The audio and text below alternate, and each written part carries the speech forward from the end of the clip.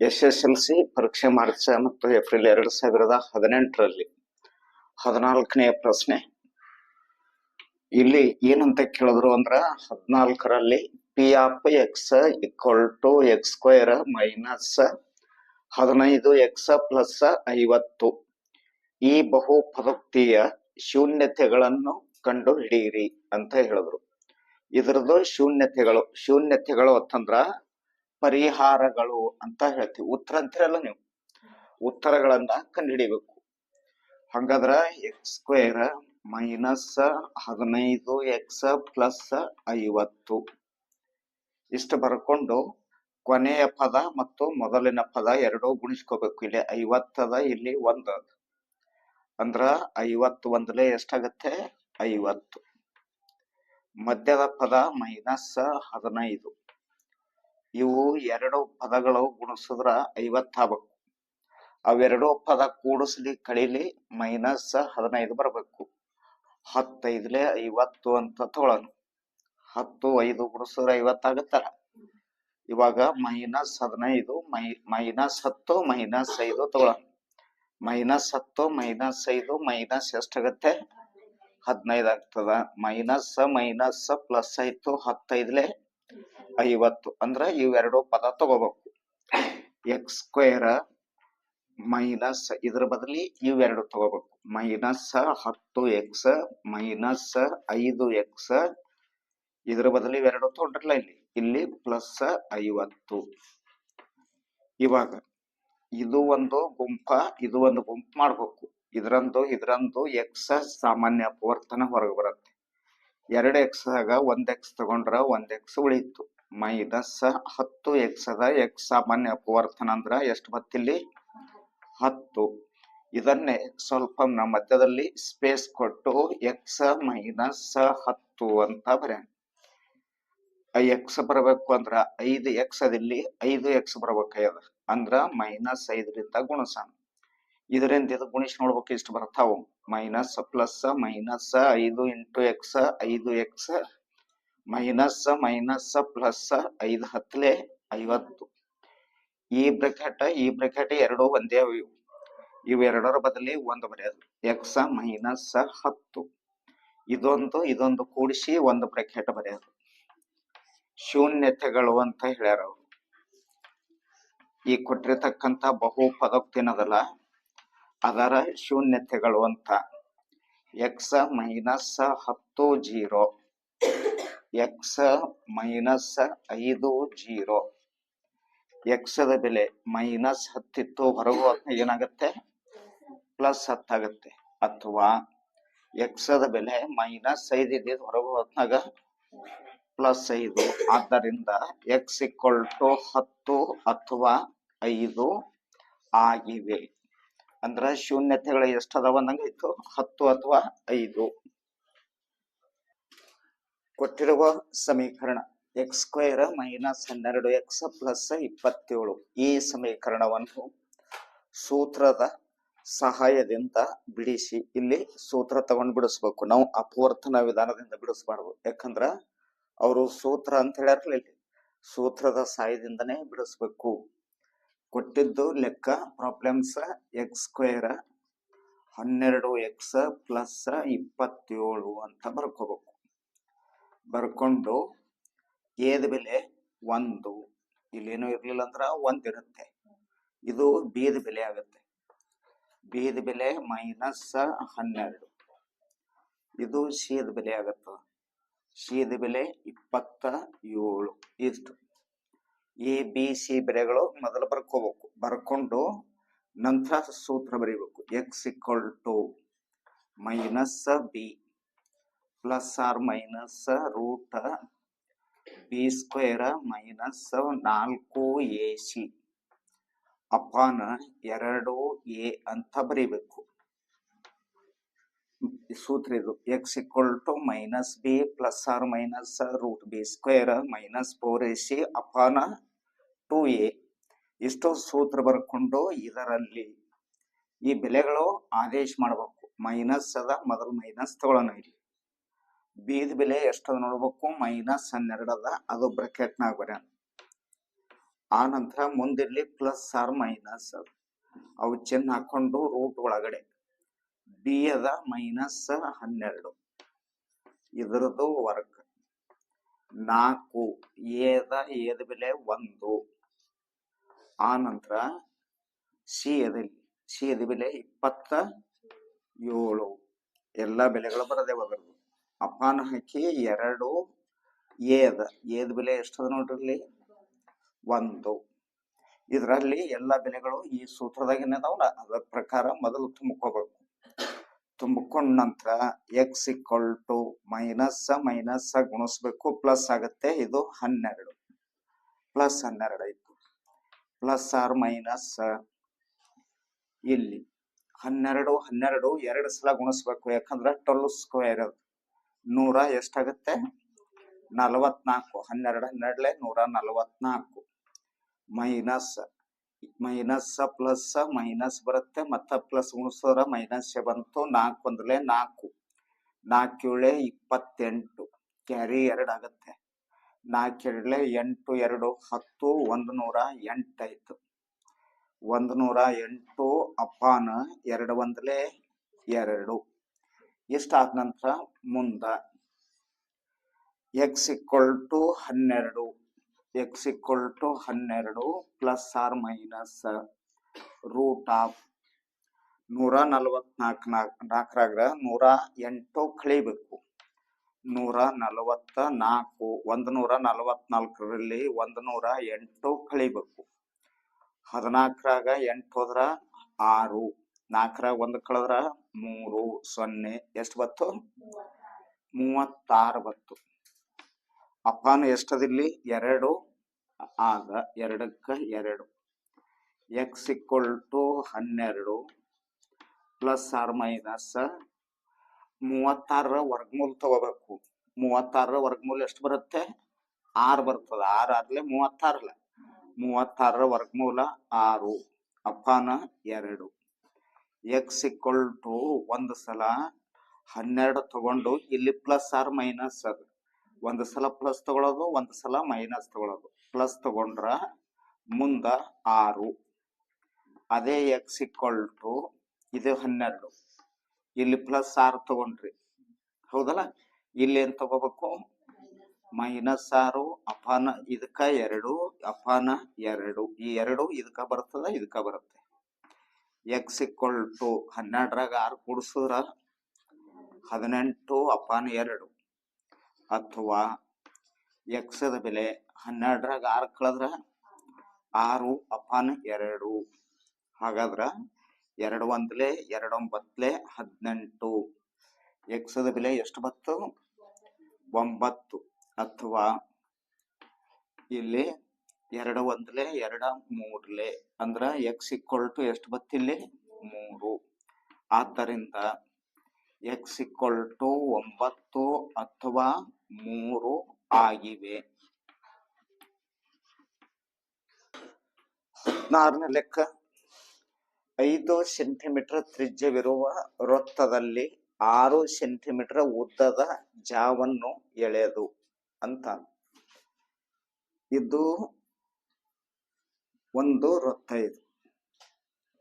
ಇದರ ತ್ರಿಜ್ಯ 5 ಸೆಂಟಿಮೀಟರ್ ಅದ ಅಂತ ಕೊಟ್ಟಾರ ಅವರು r ಇಕ್ವಲ್ ಟು 5 ಸೆಂಟಿಮೀಟರ್ ಜಾ ಉದ್ದ ಎಷ್ಟು ಅಂತ ಹೇಳ್ತಾರ ಅಂತಂದ್ರ ಜಾದ ಉದ್ದ 6 ಸೆಂಟಿಮೀಟರ್ ಅಂತ ಕೊಟ್ಟಾರ ಇದು 6 ಸೆಂಟಿಮೀಟರ್ ಜಾವನ್ನ ಎಳೆನ್ ಎ ಬಿ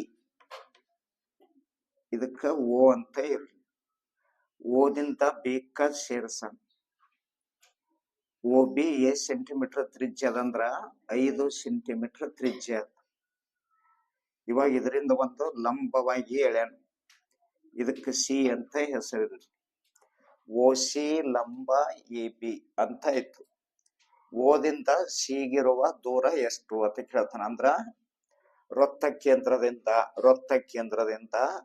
ಜಾಕ್ಕೆ ಇರುವ ದೂರ ವೃತ್ತ ಕೇಂದ್ರದಿಂದ ಜಾದಿಲ್ಲ ಈ ಜಾಕ್ ಇರುವ ದೂರ ಓ ಸಿ ಇದನ್ನ ಕಂಡುಹಿಡ್ರಿ ಅಂತ ಹೇಳ್ತಾನ ಹಾಗಾದ್ರ ಓ ಸಿ ಲಂಬ ಎ ಬಿ ಎಳೆಯಿರಿ. OC ಲಂಬ AB ಎಳೆದಾಗ ಟೋಟಲ್ 6 ಸೆಂಟಿಮೀಟರ್ ಅದು. ಇದು AC = BC ಆಗುತ್ತೆ. AC = BC ಅಂದ್ರ 6ರಾಗ 2 ಭಾಗ ಮಾಡ್ರಿ, ಎಷ್ಟೆಷ್ಟು ಆಗ್ತಾವ ಅವು? 3 ಸೆಂಟಿಮೀಟರ್ ಆಗುತ್ತೆ. AC = BC = ಎಷ್ಟಾಯ್ತು? 3 ಸೆಂಟಿಮೀಟರ್. AC ಅಂದ್ರೆ ಇಲ್ಲಿದಿಂದ ಇಲ್ಲಿ ತನ 3, ಇಲ್ಲಿದಿಂದ ಇಲ್ಲಿ ತನ 3 ಅಂತ ಅಂದಾಗ ತ್ರಿಭುಜ OCB ದಲ್ಲಿ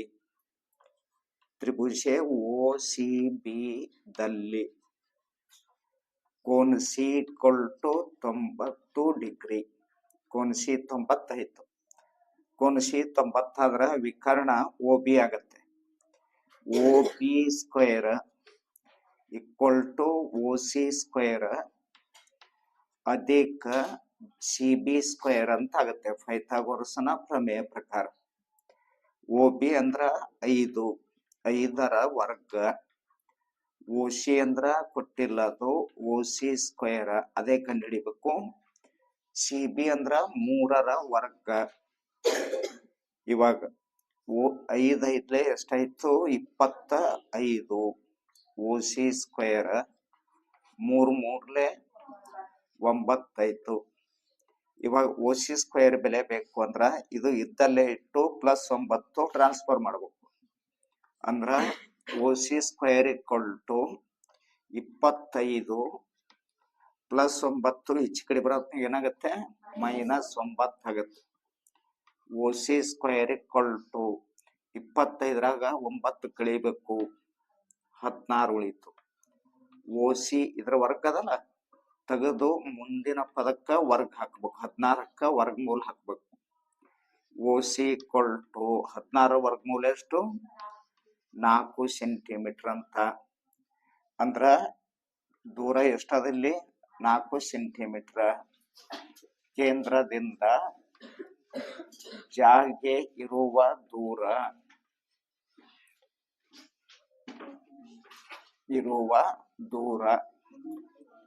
4 ಸೆಂಟಿಮೀಟರ್ ಆಗಿದೆ ಅಂತ ಬರ್ಕೋಬೇಕು.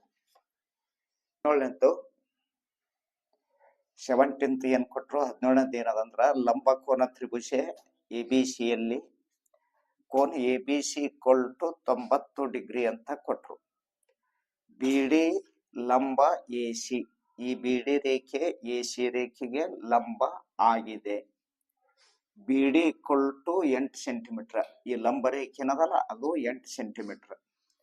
AD = 4 centimetre. AD 4 ಸೆಂಟಿಮೀಟರ್ ಕೊಟ್ರು. ಅವ್ರು CD ಮತ್ತು AB ಯ CD ಅಂದ್ರ ಇದು, ಆ ನಂತರ AB ಇದರದು ಅಳತೆಯನ್ನ ಕಂಡು ಹಿಡಿಯಿರಿ ಅಂತ. ಹಾಗಾದ್ರೆ ಇಲ್ಲಿ ತ್ರಿಭುಜ ABC ಯಲ್ಲಿ ಕೋನ B = ಎಷ್ಟು ಡಿಗ್ರಿ ಕೊಟ್ಟಾರ ಅವರು? 90 ಡಿಗ್ರಿ ಕೊಟ್ಟಾರ ಅವರು. ಆ ನಂತರ BD ಲಂಬ AC ಅಂತ ಹೇಳ್ಯಾರ. BD ರೇಖೆ AC ರೇಖೆಗೆ ಲಂಬದ ಅಂತ ಹೇಳ್ಯಾರ ಅವರು. ಇವಾಗ BD² = ಸೂತ್ರದ ಇದು, BD² = AD × DC ತಗೋಬೇಕು. ಇದ್ರ ಬೆಲೆ ಬೇಕಾದ್ರೆ ಇಲ್ಲಿಂದ ಇಲ್ಲಿ ತನಕ ತಗೊಂಡು ಇಲ್ಲಿಂದ ಇಲ್ಲಿ ತನಕ ತಗೊಂಡು ಗುಣಿಸ್ಬೇಕು. AD × DC. BD ಬೆಲೆ ಆದಲ್ಲಿ ಎಷ್ಟದಂದ್ರ 8 ವರ್ಗ. AD ಬೆಲೆ 4 ಅಂತ ಕೊಟ್ಟಾರ ಅವರು. DC ಬೆಲೆ ಇಲ್ಲ. DC ಅಂದ್ರು ಅದೇ, CD ಅಂದ್ರು ಅದೇ. ಇವಾಗ 8ರ ವರ್ಗ 64. 4 × CD. CD ಬೆಲೆ ಬೇಕು. CD ಬೆಲೆ ಬೇಕಾದ್ರ 64ಕ್ಕ ಎಷ್ಟರಿಂದ ಭಾಗಿಸ್ಬೇಕು? 4ರಿಂದ ಭಾಗಿಸ್ಬೇಕು. 4 1ಲೆ 4 1ಲೆ 4, 2 ಉಳಿತು, 4 6ಲೆ. ಅಂದ್ರ CD = ಎ ಸೆಂಟಿಮೀಟರ್ ಬಂತು? 16 ಸೆಂಟಿಮೀಟರ್ ಬಂತು. ಇದು CD ಯ ಬೆಲೆ. ಇನ್ನು ಅದೇ ರೀತಿಯಾಗಿ CD ಬೆಲೆ ಬೇಕು. ಎಷ್ಟಾಯ್ತು? CD ಬೆಲೆ ಎಷ್ಟಾಯ್ತು ಅಂತಂದ್ರ 16 ಸೆಂಟಿಮೀಟರ್ ಆಯ್ತು. ಎ ಬಿ ಬೆಲೆ ಕೇಳ್ತಾರ ಅವ್ರು. ಇದೊಂದು ಕೇಳ್ಯಾರ ಎ ಬಿ ಎಷ್ಟು ಅಂತ ಕೇಳ್ಯಾರ ಅವ್ರು. A B square equal to ಇದ್ರ ಬೆಲೆ ಬೇಕಾದ್ರ A D into A C ತಗೋಬೇಕು. A D into A C. A B square equal to A D ಅಂದ್ರ 4 ಇಂಟು ಎ ಸಿ ಅಂತ ಬರ್ತದ. ಇಲ್ಲಿದಿಂದ ಇಲ್ಲಿ ತನ 4 16 ಕೂಡಿಸ್ಬೇಕು. ಎಷ್ಟಾಗತ್ತೆ? ಎ ಸಿ ಬೆಲೆ 20 ಆಗ್ತದೆ. ಯಾಕಂದ್ರ A D plus D C ಅಂತ ಬರ್ತದೆ. ಎ ಡಿ ಅಂದ್ರ 4, ಡಿ ಸಿ ಅಂದ್ರ 16. 16 4 ಕೂಡಿಸ್ಕೊಂಡ್ರ 20.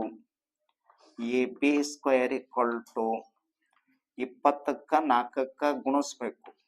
24 80. ಎ ಬಿ ವರ್ಗದಲ್ಲ, ಇದು ತೆಗೆದು ಇದಕ್ಕೆ ರೂಟ್ ಹಾಕ್ಬೇಕು. 80.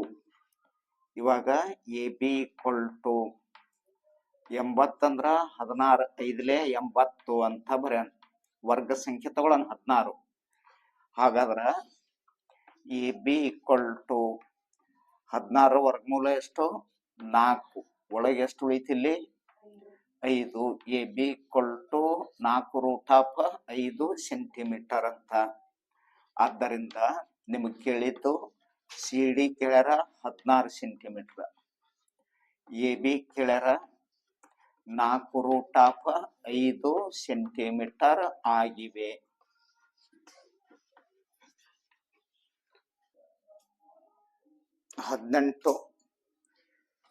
ಹದಿನೆಂಟನೇದ್ದು cot theta into cosec cos theta plus sine theta ಅಂತ ಕೊಟ್ರು. Cot theta into cos theta plus sine theta ಕೊಟ್ಟು ನಿಮಗ ಕೋಶಕ್ ಥೀಟಾ ಎಂದು ಸಾಧಿಸಿ ಅಥವಾ ತೋರಿಸಿ ಅಂತ ಹೇಳ್ತಾನೆ. ಕೊಟ್ಟಿದ್ದು ಕಾಟ್ ಥೀಟಾ, ಇದು ಎಡಭಾಗ, ಇಲ್ಲಿದಿಂದ ಇಲ್ಲಿ ತನ ಏನದಲ್ಲ ಎಡಭಾಗ, ಇದು ಏನದಲ್ಲ ಬಲಭಾಗ. ಇದು ತಗೊಂಡು ನೀವು ಬಿಡಿಸ್ಕೊಂತ ಹೋದ್ರ ಇಷ್ಟು ಉತ್ತರ ಬರ್ಬೇಕು. ಅದಕ್ಕೆ ಎಲ್ ಎಚ್ ಎಸ್ ಅಂತ ಹಾಕೋಣ. ಅಥವಾ ಎಡಭಾಗ cot theta into cos theta plus sine theta ಅಂತ ಬರ್ಕೋಬೇಕು. ಕಾಟ್ ಥೀಟಾ ನಿಮಗ್ ನೇರವಾಗಿ ಗೊತ್ತಾಗ್ಲಿಲ್ಲ ಅಂದ್ರ ಮೊದಲ ಸೈನ್ ಥೀಟಾ ಟ್ಯಾನ್ ಥೀಟಾ ಅಂತ ತಗೋರಿ. ಟ್ಯಾನ್ ಥೀಟಾ ತಗೊಂಡ್ರ sine theta upon cos theta ಅಂತ ಬಂತು. ಟ್ಯಾನ್ ಥೀಟಾಕ್ಕೆ ಅಪೋಸಿಟ್ ಇದ್ದಿದ್ದೇವದು ಕಾಡ್ ಥೀಟಾ. ಕಾಡ್ ಥೀಟಾ ಬರಬೇಕಾದ್ರ ಕಾಸ್ ಥೀಟಾ ಮ್ಯಾಗ ಹೋಗ್ತದೆ, ಸೈನ್ ಥೀಟಾ ಕೆಳಗೆ ಬರುತ್ತೆ. ಇಲ್ಲಿ ನಿಮಗ್ ಕಾಡ್ ಥೀಟಾ ಅಂತ ಕೊಟ್ರವ್ರು. ಕಾಡ್ ಥೀಟಾ ಅಂದಲ್ಲಿ ಇದು ಬರ್ಯಾನ ಕಾಸ್ ಥೀಟಾ, ಕಾಸ ಥೀಟಾ ಅಪಾನ ಸೈನ್ ಥೀಟಾ. ಇದು ಎದರ ಬದಲಿ ಬರೆದಿತ್ತು? ಕಾಡ್ ಥೀಟದ್ದು. ಇಂಟು ಕಾಸ್ ಥೀಟಾ ಅಂತ ಇಲ್ಲಿ ತನ ಬಂದೇವೆ ಈಗ. ಆ ನಂತರ ಸೈನ್ ಥೀಟಾ ಇರ್ಲಿ. ಇವಾಗ ಕಾಸ್ ಥೀಟಾ ಗುಣಿಸ್ಕೊಳ್ಳೋಣ. ಕಾಸ್ ಸ್ಕ್ವೇರ್ ಥೀಟಾ ಆಗುತ್ತೆ. Cos theta square theta upon sine theta. ಮುಂದ ಪ್ಲಸ್ ಅದ, ಪ್ಲಸ್ ಸೈನ್ ಥೀಟಾ. ಇದ್ರ ಕೆಳಗೆ ಏನಿರಲ್ಲ ಅಂದ್ರ 1 ಇರ್ಲಿ. ಸೈನ್ ಥೀಟಾ ಒಂದ್ರದ್ದು ಲಸ ತೆಗದ್ರ ಸೈನ್ ಥೀಟಾ ಅಂತ ಬರುತ್ತೆ. ಇದ್ರದ್ದು ಲಸ ತಗೊಂಡೇವಂದ್ರ ಸೈನ್ ಥೀಟಾ. ಇದನ್ನು ಸೈನ್ ಥೀಟಾ ಒಂದ್ಲೆ. 1 ಸೈನ್ ಥೀಟಾದ into sine theta. Cos square theta into 1 ಗುಣಿಸಿದ್ರ cos square theta plus sine theta ಗುಣಿಸಿದ್ರ ಸೈನ್ ಸ್ಕ್ವೇರ್ ಥೀಟಾ ಅಂತ ಆಯ್ತು. ಇವಾಗ ಮುಂದ cos square theta sine square ಥೀಟಾದ ಬೆಲೆ ಎಷ್ಟು ಬರುತ್ತೆ? 1 ಬರ್ತದೆ. ಸೂತ್ರದ ನೋಡ್ರಿ, cos square theta plus sine square theta because ಅಂತ ಹಾಕೋಣ. ಯಾಕೆಂದರೆ cos square theta plus sine square theta equal to 1 ಅಂದ್ರೆ ಇವೆರಡು ಇದ್ದ ಜಾಗದಾಗ 1 ತುಂಬಿವ್ ನಾವಿಲ್ಲಿ ಸೈನ್ ಥೀಟಾ ಅಂತ. ಆ ನಂತರ ಮುಂದೆ ಒಂದು ಅಪಾನ ಸೈನ್ ಥೀಟಾಕ್ಕ ಏನ್ ಬರುತ್ತೆ? 1 ಅಪಾನ ಸೈನ್ ಥೀಟಾಕ್ಕ ಕೋಶಕ್ ಥೀಟಾ. ಇಲ್ಲಿ ಈಕ್ವಲ್ ಟು ಹಾಕಿ ಬರ್ರಿ. Equal to 1 upon sine theta equal to cosec theta ಅಂತ ನಾವು ಸಾಧಿಸಬೇಕಾಗಿತ್ತು. ಕೋಶಕ್ ಥೀಟಾ ಅಂತ RHS. ಆದ್ದರಿಂದ LHS ಈಕ್ವಲ್ ಟು RHS ಆಗಿದೆ.